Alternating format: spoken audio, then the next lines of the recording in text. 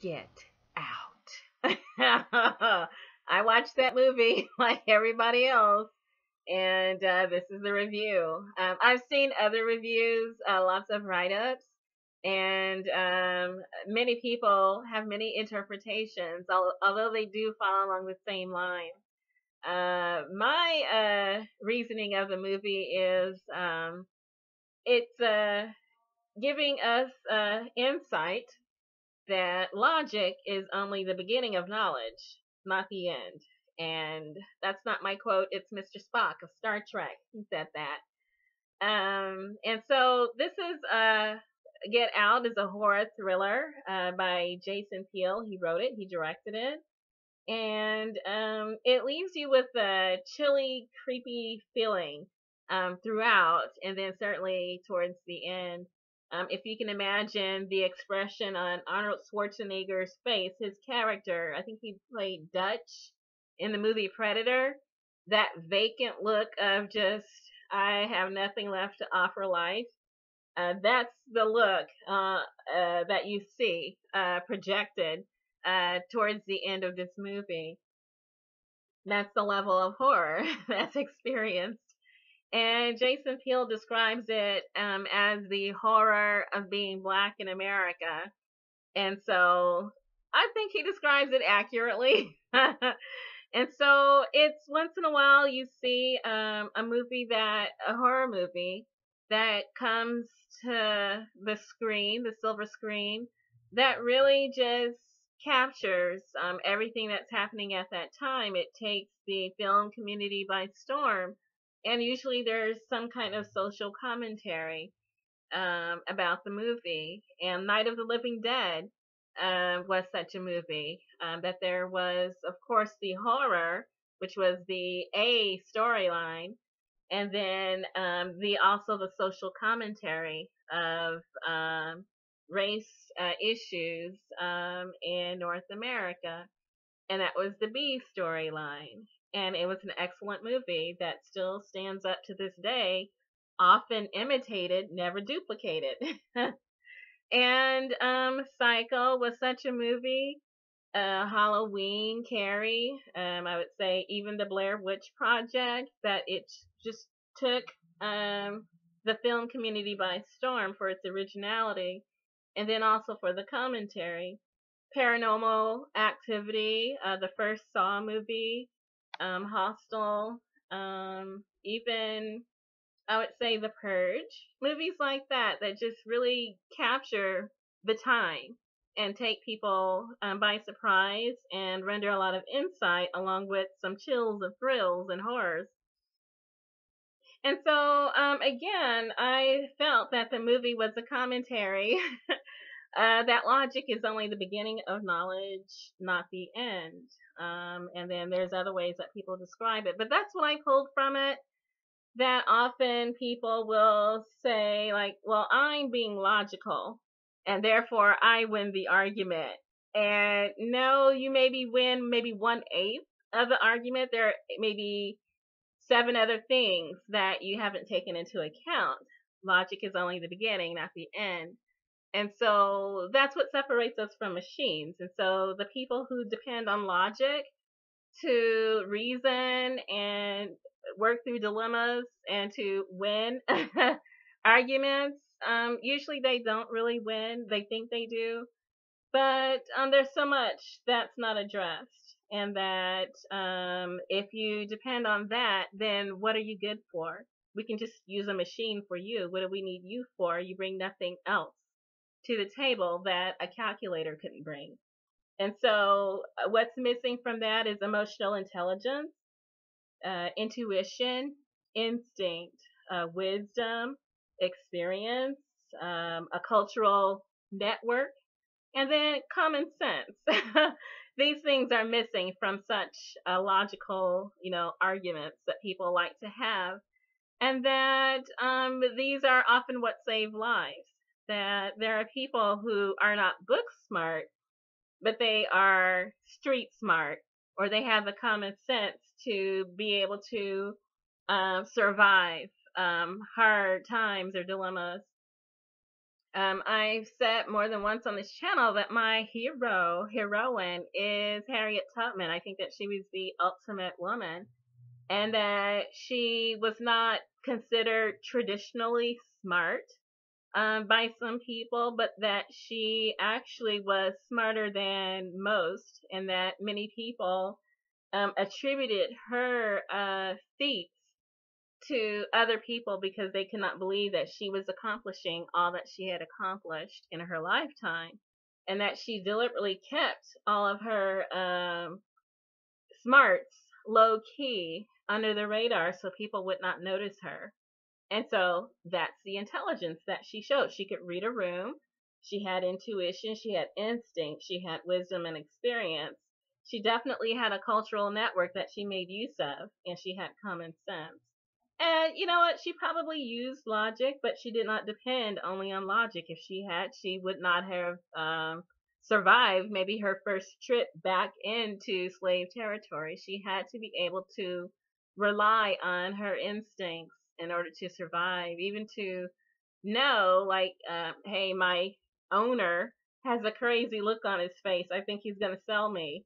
And then know, like, it's time to go. It's time to go north now. He didn't come out and say, this is what's going to happen. She had to be able to read the room. So that kind of smart. And the main character in the movie continually overrode his other types of knowledge because he listened to the logic of his girlfriend. That he allowed that to get in his head. Like, okay, why would this man be having an epileptic fit? My father is a neurosurgeon, and he says that it's an epileptic fit. So, I mean, he says that it's an epileptic fit, and Chris is like, well, no, I've seen it.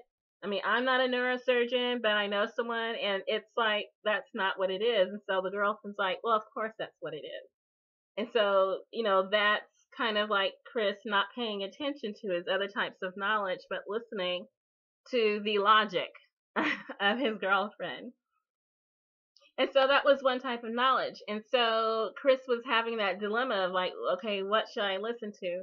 And then he had his friend with the TSA who was more street smart, used common sense, could read a room, could use his intuition and his perception to continually assess threat levels in the airport. And so his friend depended on those other types of knowledge to do his job well.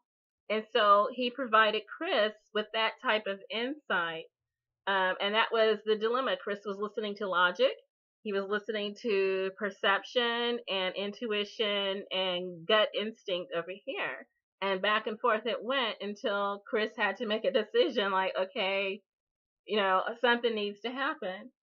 And so basically, that's what separates humans from computers, that humans build computers. Computers do not build humans, and that humans do have an extra set of skills and knowledge, types of knowledge and ways of reasoning that computers do not. And so, you know, humans are multifaceted, which means personality, behavior, character, morality, ethics. Depending on circumstances. And so these are also what need to be understood and addressed. There are other types of knowledge that, you know, is delivered by perception or insight or instinct. And so there were many lessons learned. I'm gonna try not to give out any spoilers, although there's spoilers everywhere all over the internet. And I reasoned that this movie was saying, like, always tell someone where you're going, who you're going with, who you're meeting, and when you're expected to return. Know your exit points, learn how to read a room, pay attention to your surroundings. Just very basic common sense that you are often told by your mother, hopefully, or your father, your grandfather. Like, always pay attention to your surroundings. They might look safe. This is a nice house. These people are nice acting. But what's really going on. And then also maintain a cultural connection and connection to all forms of knowledge, not just logic, but, you know, use your total reasoning capacity in order to make decisions. And I also thought that there was an element of warning about cultural appropriation, attempting to destroy the creator or originator of a certain type of cultural artifact and take credit for it, but failing to do that due to the lack of the undefinable, a lack of spirit or a lack of soul included with that cultural artifact. It's the undefinable light of a culture. So the appropriation can be accomplished with an inferior imitation, but it cannot be completely duplicated. And that Chris knew this. He is aware of his own culture, and that he searched for cultural recognition amongst the other Black people who were at that suburban house, and he did not find it. And so that was his very instinctual warning, like something's very wrong here. He searched for a light in the people that he was meeting, and he didn't find it. He found only empty vessels, devoid of the cultural knowledge, the soul, and the spirit that he expected from them. And so he knew very much that something was really, really wrong. And so finally, all his other forms of knowledge overrode the logic that had been kind of guiding him throughout the most of the movie. And so he closed off his ears and his eyes, so to speak. He shut out what logic was telling him. And then he paid attention to emotional intelligence, intuition, instinct, wisdom, experience, his cultural knowledge, his network, and common sense, his perception. He paid attention to all of his instincts. I do believe that this movie should be seen more than once. It was wonderful. At least twice to really catch the subtle hints throughout.